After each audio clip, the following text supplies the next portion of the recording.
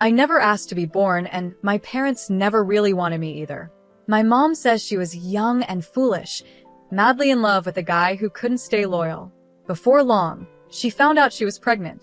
That baby was me, Rachel, the mistake. Mom wanted to get rid of me, but both sets of grandparents found out and stopped her. Back then, people didn't raise kids alone, so my parents got married, and I came along 11 months later, kicking and screaming. Dad never let me forget how I ruined his life. There goes my youth, he'd say every time he looked at me. To him, I wasn't a daughter. I was a burden, something holding him back from the life he thought he deserved. For 12 years, it was just the four of us in that tiny house. I tiptoed around trying not to make Dad mad, while Mom cooked and cleaned like her life depended on it. Dad would come home from work with a frown that only got worse when he saw me. Then my little sister Olivia was born the miracle child, the one they actually wanted. After that, I was pushed even more into the background. Rachel, watch your sister. Rachel, be quiet, Olivia's sleeping. Rachel, why can't you be more like Olivia? It was always about Olivia. She got new clothes, while I wore hand-me-downs. She got praised, and I got scolded. She got love, and I learned to live with disappointment. By the time I was 10, I was doing most of the housework, cleaning toilets, mopping floors, dusting shelves. You name it, I did it. Not that anyone thanked me. It was just expected. But there was one thing I didn't mind doing. Cooking. Something about mixing ingredients and creating flavors felt like magic. I remember the first time I made my special lasagna for a family gathering. Aunt Kelly took a bite, and her eyes lit up. Cheryl, this is incredible. When did you become such a great cook? Mom just smiled and took the compliment, soaking up the praise. I stood in the corner, invisible as always. Actually, I made it, I said, trying to speak up. They laughed like I had told a joke. Rachel likes to help in the kitchen sometimes, Mom quickly added, still soaking in the compliments. Isn't that right, dear? I closed my mouth, knowing it didn't matter. No one ever believed me anyway. As I grew up, the kitchen became my escape. While Olivia got all the attention and gifts, I found comfort in cooking. By the time I reached high school, I could make a great pot roast, one even Dad couldn't complain about. Not bad, he'd grunt, stuffing his face. Coming from him, that was high praise. But cooking wasn't just about feeding my family. I had bigger dreams. Every night, I'd imagine my own restaurant, full of happy customers enjoying my dishes. One night at dinner, I couldn't hold it in any longer. I want to open a restaurant someday, I blurted out. The silence that followed was overwhelming. Then Olivia snickered. You? A restaurant? Mom looked worried, like I had just said I wanted to be an astronaut. Dad didn't even bother looking up from his plate. Restaurants fail all the time. You'd be broke in a month, he said. But I'm good at cooking. Everyone likes my food, I protested. Everyone likes free food, Dad scoffed. That doesn't mean they'd pay for it. Olivia chimed in with her sickly sweet voice. Maybe you could work at McDonald's, Rachel. I hear they're always hiring. When it was time for college, I had my heart set on the best culinary school I could find. To my surprise, Dad agreed to pay for it. This is your inheritance, he said gruffly. Don't expect anything else. The house, the savings, that's all going to Olivia. I should have felt hurt, but I was too excited about culinary school to care. This was my chance to prove myself, to learn from real chefs and get better at what I loved. College was a whirlwind of chopping, sautéing, and baking. For the first time in my life, I felt like I belonged. My classmates appreciated my cooking, and my instructors praised my creativity. But reality hit hard after graduation. With no money for my own place, I had to move back home. The difference between my exciting college life and my family's coldness was huge. So, you're a chef now? Olivia smirked over dinner. Does that mean you'll be doing all the cooking from now on? Before I could answer, Mom jumped in. That's a great idea. Rachel can cook, and you can focus on your studies, dear. Just like that, I was back to being the family maid, but this time with a culinary degree collecting dust on my shelf. I managed to get a job as an assistant chef at a local restaurant. The pay wasn't great, but it was a start. Every night, I came home completely exhausted, only to face piles of dishes and laundry. "This is your rent," Mom would say, handing me a list of chores. "You're not a kid anymore. You need to help out." But I didn't let it get to me. Every free moment I was planning, dreaming, and hoping. I knew that one day I'd have my own restaurant, and when that day came, I'd show them all what I could really do. 3 long years passed, each day feeling the same. I cooked, I cleaned, I worked hard at the restaurant, and I watched as Olivia got everything I had always wanted. The day Olivia started high school, Dad came home with a huge grin on his face. "Olivia, honey, come see what I got you," he called out. We all went outside, and sitting in the driveway, like a shiny slap in the face, was a brand new car. "A car? But I don't even know how to drive yet," Olivia said, eyes wide with surprise. Dad laughed and tossed her the keys. "You will soon enough. My girl deserves the best from the start." I bit my tongue so hard I could taste blood. When I turned 17, I got a second-hand bike, and that was only because I needed it to get to my part-time job. And it didn't stop there. Every week, there was something new for Olivia. The latest iPhone, a MacBook Pro, designer clothes. They even renovated her bedroom, turning it into something that looked like a luxury hotel room. Meanwhile, I was still in my old room, with the same faded wallpaper and the same squeaky bed I'd had since I was 12. At least the spiders kept me company, right? I started thinking about moving out. Maybe I could find a roommate and share the rent on a tiny apartment. Anything would be better than this constant reminder of how little I mattered. But then Christmas came around. I had been saving up, determined to get everyone nice gifts for once, to show them I wasn't the failure they thought I was. I ended up buying lottery tickets for everyone, not the cheap scratch-offs, but tickets for the big jackpot. Christmas morning came, and I handed out the envelopes, trying not to look too eager. Mom opened hers first, and her face dropped. "Oh, lottery tickets," she said. Dad snorted. "What is this, a gas station gift?" Olivia didn't even bother opening hers. She just rolled her eyes. "Gee, thanks, Rachel. Really thoughtful." Mom tried to sound nice, but her voice was dripping with fake sweetness. "I guess since Rachel didn't really get us anything, she won't be expecting any gifts either." "That seems fair, doesn't it?" Mom said, her voice cold. I felt a lump in my throat. Without saying a word, I snatched the lottery tickets from Dad's hand. "You know what? I'll take them. Merry bloody Christmas." I stormed out, ignoring their shocked faces. Who cared about their family dinner anyway? I texted my coworker Lauren. "Hey, you still at the restaurant? Mind some company." An hour later, I was sitting at the bar of the closed restaurant, sipping cheap champagne with Lauren. As the night went on, we swapped stories about horrible families and crushed dreams. It wasn't exactly a warm, cozy Christmas, but at least I didn't feel so alone. A few days later, I was at work, same as usual. During my break, I checked my phone and saw a missed call from an unknown number. Probably just another scam, I muttered, tossing the phone aside. But then it rang again, same number. Curiosity got the better of me, and I answered. "Hello, is this Rachel Jackson?" A cheery voice asked. "Yeah, who's this?" "This is Kelly from the State Lottery Commission. I'm calling to inform you that you're holding a winning ticket." I almost dropped the phone. "What? Are you serious?" "Absolutely. One of your tickets matched all the numbers in the Christmas drawing. After taxes, your winnings come to $900,000. The world spun around me. In a daze, I headed home, my mind racing. This was my chance to finally open my own restaurant, to prove to everyone what I could do.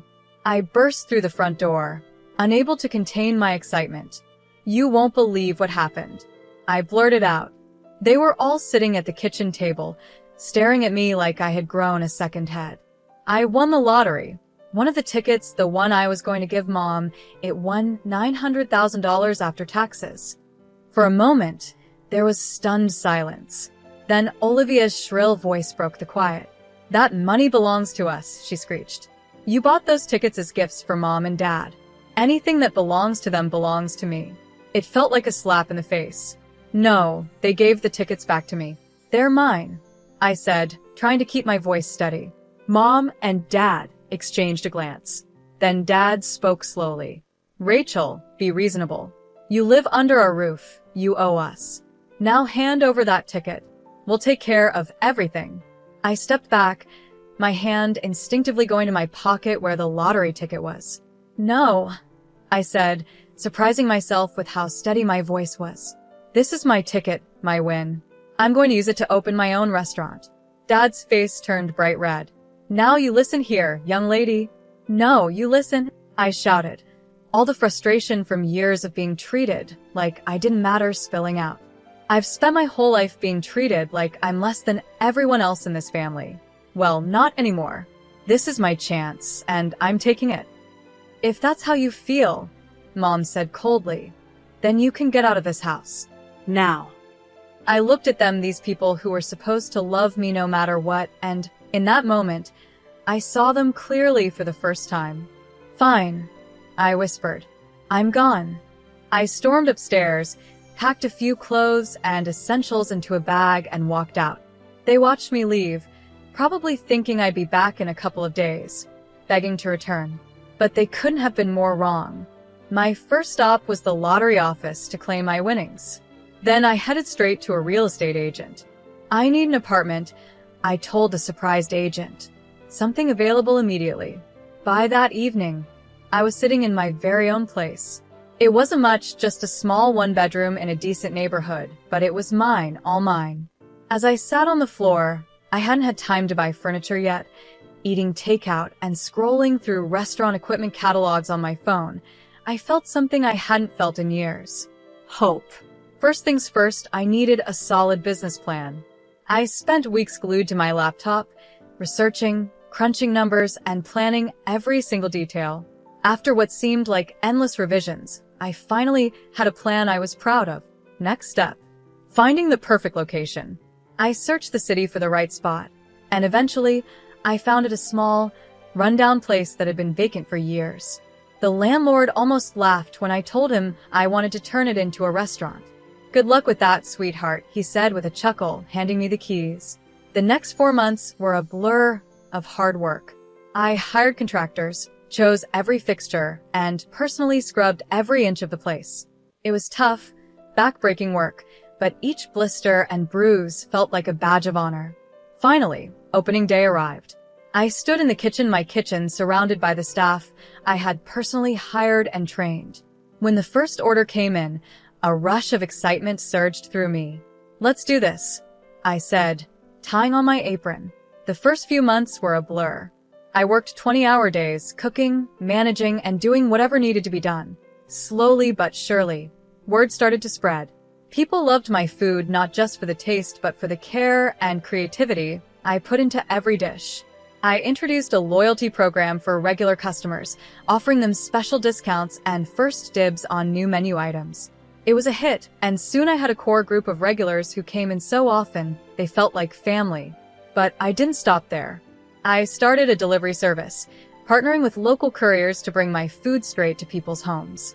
It was a risk at first. Keeping the quality high was tricky, but it paid off. Social media also became my best tool.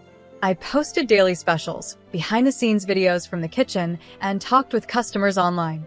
My follower count grew, and so did my customer base. 3 years in, I was finally turning a profit. It wasn't a huge amount, but it was something. I even started looking for a second location. Opening the second restaurant was easier. In some ways, I knew what I was doing this time, but harder in others. I couldn't be in 3 places at once, so I had to learn how to trust my staff and delegate responsibilities. We made it work, though, and 4 years after that, I opened my third location. Before I knew it, I was the proud owner of a successful restaurant chain. Me, Rachel Jackson, the girl who was never supposed to amount to anything. I won't lie, it wasn't easy. There were nights I cried myself to sleep, wondering if I'd taken on too much. Days when I wanted to quit and give up. But every time I walked into one of my restaurants, saw happy customers, and smelled the amazing food, I knew it was all worth it. One Saturday, I was in my office, going over the finances for my newest restaurant, when my phone rang. I glanced at the screen and froze. It was a number I hadn't seen in years home. For a moment, I thought about letting it go to voicemail, but curiosity got the best of me. I answered cautiously, "Hello? Rachel, it's Mom." Her voice was hesitant. "Look, I know we haven't been on the best terms, but we need your help. It's about Olivia." Of course, it was about Olivia. It always was. "What about her?" I asked, trying to keep my voice steady. Dad's voice came on the line. "She's in trouble, Rachel. She lost her job. They're accusing her of theft, and now no one will hire her. We were hoping you might have a position for her at one of your restaurants." I almost laughed. After everything they put me through, now they had the nerve to ask for a favor. But then I thought about Olivia. Despite everything, she was still my sister. "Let me talk to her," I said, and Olivia came on the line. Her voice was small and scared. "Rachel, I'm sorry for everything. I really need help." I closed my eyes and took a deep breath. "Okay," I said finally. "I'll give you a job, but listen, there's no special treatment. If you mess up, you're out. Got it?" "Yes. Thank you, Olivia said, her voice full of relief. The next morning, Olivia showed up right on time. She looked nervous but determined. I started her off with some basic administrative tasks, slowly increasing her responsibilities over time. To my surprise, she took the job seriously. She paid attention during training, asked good questions, and never complained about the work. One night, as we were closing up, Olivia broke down. "I need to tell you the truth," she sobbed. "I didn't steal anything from my last job. My boss, he tried to force himself on me. When I said no, he fired me and spread rumors that I was a thief." I felt a surge of anger. "Why didn't you report him? Who would believe me over him?" Olivia wiped her eyes. "I was so scared, Rachel. I didn't know what to do." "I believe you," I said, pulling her into a hug. "And I'm going to help you, okay? We'll figure this out together." Over the next few weeks, I focused on teaching Olivia everything I knew about running the restaurant. She soaked up the information like a sponge, eager to learn and prove herself. As I watched her confidently handle a rush of customers one day, I felt both proud and uneasy. Olivia was turning out to be a quick learner and a hard worker, but a little voice in the back of my mind warned me not to let my guard down completely. At first, everything seemed perfect. Olivia threw herself into the job with more enthusiasm than I'd ever seen from her before. She was always the first to arrive and the last to leave, taking on extra shifts and volunteering for the toughest tasks. But then I started hearing whispers. At first, I brushed them off as typical workplace gossip, but the rumors kept growing louder. One day, Paul, my head chef, pulled me aside. "I think you need to know something," he said. "Your sister, she's been saying things, stirring up trouble." A chill ran down my spine. "What kind of things?" I asked. Paul looked uncomfortable. "She's been telling people they're underpaid, saying you're keeping all the profits for yourself. She's even suggested they go on strike." I couldn't believe what I was hearing. "That's ridiculous. You all know how tight our margins are. I've always been open about the finances." "We know, boss," Paul reassured me. "None of us believe it, but there's more." He went on to tell me that Olivia had been claiming the restaurant rightfully belonged to her, saying I had somehow cheated her out of her share of the family money. It felt like a punch in the gut. After everything we'd been through, after I gave her a second chance, this is how she repaid me? That evening, I confronted Olivia, my hands shaking with anger and disappointment. "What the hell do you think you're doing?" I demanded. Olivia's face was blank, acting innocent. "What are you talking about, sis?" I told her everything I'd heard. To my shock, she just shrugged. "Oh, that," she said casually. "I was just testing the staff's loyalty, you know? Making sure they wouldn't turn on you. Looks like they passed with flying colors." I wanted to believe her, really. I did, but something in her eyes, a cold and calculating glint, made me hesitate. Before I could say more, there was a frantic knock on my office door. Melissa, my assistant manager, came in looking pale and worried. "Rachel, we've got a problem," she said. "There's a big shortage in the cash register. Over $10,000 is missing." We spent hours going over the books, checking and rechecking everything. There was no mistake, a significant amount of money was gone. Only 4 people had access to the register: Melissa, Paul, and Olivia. I had known Melissa and Paul for years. They'd been with me from the start, through all the highs and lows. I trusted them completely.